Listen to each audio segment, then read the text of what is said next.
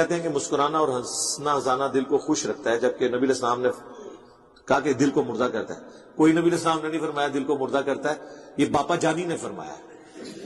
Wake up to reality. Mirza صاحب یہ بھی ذرا حدیث سماعت فرمائیں۔ ابن ماجہ میں ہے کہ حضرت ابو ہریرہ رضی اللہ عنہ سے روایت ہے کہ رسول کریم صلی اللہ علیہ وسلم نے ارشاد فرمایا، زیادہ ہنسنے سے پرہیز کرو، اس لیے کہ زیادہ ہنسنا دل کو مردہ بنا دیتا ہے۔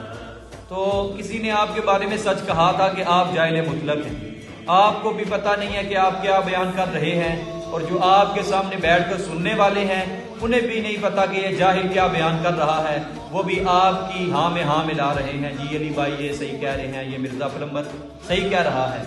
اللہ رب العزت نے ارشاد فرمایا ہے فَمَثَلُهُ كَمَثَلِ الْكَلْبِ إِن تَحْمِلْ عَلَيْهِ يَلْهَثْ أَوْ تَتْرُكْهُ يَلْهَثْ۔ اللہ نے فرمایا ہے کہ ان کی مثال کتے کی طرح ہے، اگر ان پر سختی کی جائے تو تب بھی یہ زبان نکالتے ہیں، اگر انہیں چھوڑ دیا جائے تو تب بھی یہ زبان نکالتے ہیں۔